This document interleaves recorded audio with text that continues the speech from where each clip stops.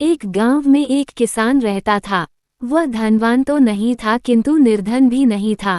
वह अपने खेत में मेहनत मजदूरी करके जितना अनाज उगाता उतने में उसका और उसकी पत्नी का आराम से गुजारा हो जाता। इसके बाद भी जो अनाज बचता उसे हाट में बेचकर पैसे कमा लेता, जो उसके अन्य आवश्यकताओं को पूरा करने के काम आते। यूं तो पति पत्नी का जीवन सुखमय और शांत था, किंतु उन्हें एक दुख सताता रहता। वह दुख था संतान का अभाव। उस किसान दंपत्ति की एक भी संतान नहीं थी। एक दिन किसान दोपहर का भोजन करके अपने खेत में एक पेड़ के नीचे सो रहा था, तभी उसे सपने में भगवान दिखाई पड़े। किसान सपने में ही झट से उठ बैठा और उसने भगवान को प्रणाम किया। तुम इतने दुखी क्यों हो वत्स? भगवान ने पूछा। मेरी कोई संतान नहीं है भगवान, किसान ने उत्तर दिया। तो तुम ऐसा करो कि जिस पेड़ के नीचे तुम सोए हो उसी पेड़ के नीचे की मिट्टी से एक घड़ा बनाओ। उस घड़े को आग में पका लो और उसे अपना बेटा समझो। इतना कहकर भगवान अदृश्य हो गए। किसान जाग गया। उसे अपना सपना बड़ा विचित्र लगा, फिर भी उसे भगवान पर अगाध विश्वास था। उसने अपने सपने को याद करते हुए पेड़ के नीचे की मिट्टी खोदी, उसमें पानी डाला और एक घड़ा बना लिया। इसके बाद किसान ने घड़े को गोबर के कंडों की आग में रखकर पका लिया। घड़ा पककर पहले लाल हुआ, फिर ठंडा होकर काला हो गया। किसान ने उस घड़े का नाम रखा कालू। किसान घड़ा लेकर अपने घर पहुंचा। उसकी पत्नी ने देखा तो कहने लगी कि घर में तो कई घड़े थे, फिर ये एक और क्यों ले आए? ये घड़ा मैंने अपने हाथों से बनाया है। किसान ने अपनी पत्नी से कहा। उसे लगा कि यदि वह अपने सपने की बात अपनी पत्नी को बताएगा तो वह उस पर हंसेगी। ठीक है, फिर मैं इसमें तुम्हारे लिए पानी भरकर रख देती हूँ। तुम अपने हाथों से बनाए घड़े का पानी पिया करना। किसान की पत्नी ने कहा और घड़े को उठाकर आंगन में ले गई। किसान की पत्नी ने सोचा कि पानी भरने से पहले घड़े को अच्छे से रगड़कर धो लेना चाहिए। यह विचार करके किसान की पत्नी ने घड़े पर पानी डाला और नारियल के रेशों से रगड़ने लगी। ही, मुझे गुदगुदी लगती है। अचानक कहीं से आवाज आई। किसान की पत्नी ने चौंककर इधर उधर देखा। उसे कोई दिखाई नहीं दिया। उसे लगा कि उसे कोई भ्रम हुआ है। उसने फिर घड़े पर नारियल के रेशे रगड़ने शुरू किए। ही, मुझे गुदगुदी लगती है। फिर वही आवाज आई। इस बार किसान की पत्नी के हाथ से घड़ा छूटते छूटते बचा। वह डर गई, फिर भी साहस बटोरकर उसने ललकारा, कौन है? जो कोई भी है सामने आओ, मैं तो तुम्हारे सामने ही हूँ। किसी ने कहा। अब किसान की पत्नी हड़बड़ाकर इधर उधर देखने लगी। उसे कोई भी दिखाई नहीं दिया। तुम्हारा नाम क्या है? तुम किसके बेटे हो? किसान की पत्नी ने हिम्मत करके पूछा। मेरा नाम कालू है, तुम्हारा बेटा हूँ, उत्तर मिला। मेरा कोई बेटा नहीं है, किसान की पत्नी झल्लाकर बोली। उसे लगा कि कोई शैतान लड़का उससे मजाक कर रहा है। मैं तुम्हारा ही बेटा हूँ। मेरे पिता ने मिट्टी खोदकर मुझे बनाया और फिर आग में पकाया। पहले मैं लाल हुआ फिर काला, इसलिए मैं अपने पिता से कालू नाम पाया, फिर उत्तर मिला। ये सुनकर किसान की पत्नी ने घड़े की ओर देखा। उसे लगा कि वह काला घड़ा ही उससे बातें कर रहा है। वह भागकर अपने पति के पास पहुंची और उसने बताया कि जो घड़ा वह बनाकर लाया है वह बातें करता है। इस पर किसान ने अपनी पत्नी को भगवान द्वारा सपने में दर्शन देने से लेकर घड़ा पकाकर घर लाने तक का पूरा किस्सा कह सुनाया। अपने पति की बात सुनकर किसान की पत्नी बहुत खुश हुई। वह आंगन में गई और घड़े को उठा लाई। उसने घड़े को अपने पुत्र के समान लाड दुलार किया और उसके सोने के लिए नर्म मखमली गद्दा बिछा दिया। उस दिन के बाद से किसान दंपत्ति के जीवन में खुशियां आ गईं। वे उस काले घड़े को अपने पुत्र की भांति पालने लगे। किसान की पत्नी उसे कभी दूध भात खिलाती तो कभी पानी भात। कालू भी अपने माता पिता से बोलता बतियाता। धीरे धीरे कालू बड़ा होने लगा। उसका पेट भी बड़ा हो गया। वह और अधिक गोल मटोल दिखने लगा। एक बार खेत में फसल पकने पर किसान और उसकी पत्नी अनाज काट रहे थे। उसी समय बादल घिर आए।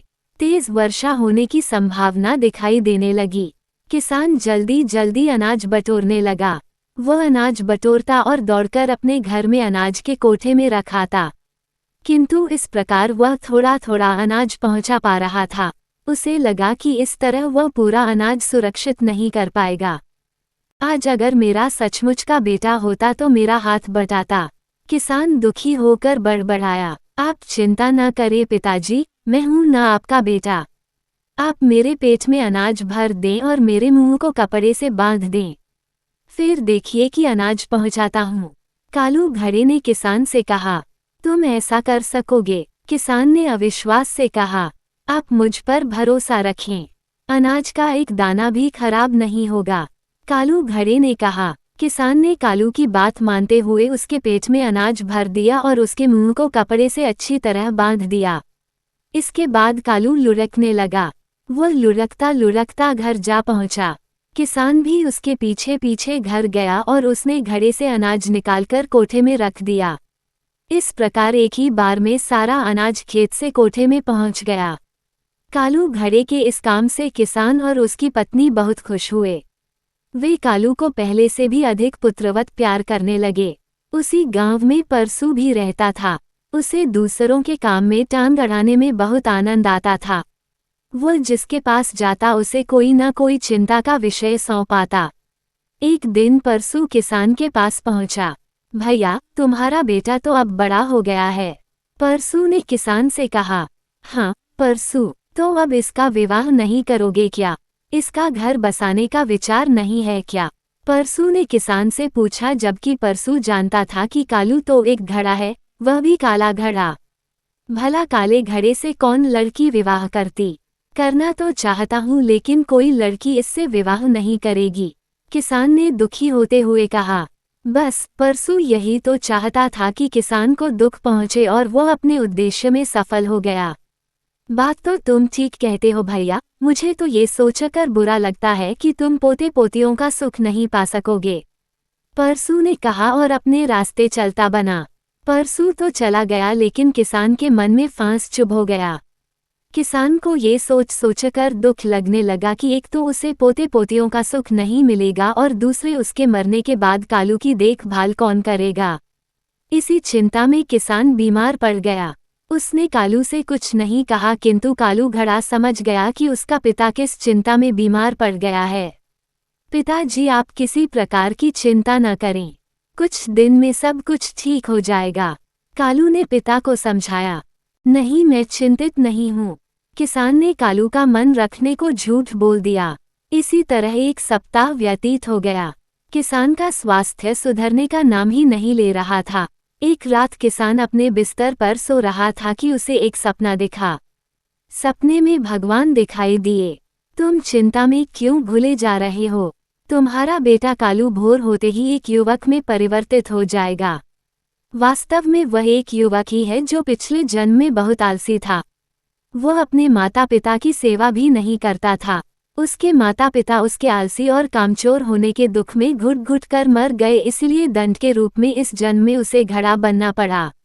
किंतु इस जन्म में उसने घड़ा होकर भी तुम दोनों की बहुत सेवा की है, इसलिए मैं उसे इस जन्म में भी युवक बना दूंगा। ये कहकर भगवान अदृश्य हो गए। भगवान के अदृश्य होते ही किसान की नींद खुल गई। उस समय रात्रि का अंतिम पहर था। किसान व्याकुलतापूर्वक भोर होने की प्रतीक्षा करने लगा। भोर होते ही किसान उठकर कालू के बिस्तर के पास गया। कालू चादर ओढ़कर सो रहा था। किसान ने जैसे ही चादर उठाई वैसे ही उसे कालू के बिस्तर पर एक सुंदर युवक सोता हुआ दिखाई पड़ा। किसान समझ गया कि भगवान ने कालू को सुंदर युवक में परिवर्तित कर दिया है। किसान ने अपनी पत्नी को बुलाकर सारी बात बताई। उसकी पत्नी भी बहुत प्रसन्न हुई। इतने में कालू जाग गया। उसने बिस्तर से उठकर अपने माता पिता के चरण छुए। उसके माता पिता ने गदगद होकर उसे अपने गले से लगा लिया। कालू घड़े के युवक में बदलने पर किसान ने कालू के लिए एक सुंदर सी कन्या ढूंढकर कालू का विवाह कर दिया। समय के साथ कालू की संतानें हुई। इस प्रकार किसान और उसकी पत्नी अपने बेटे बहू और पोते पोतियों के साथ खुशी खुशी रहने लगे।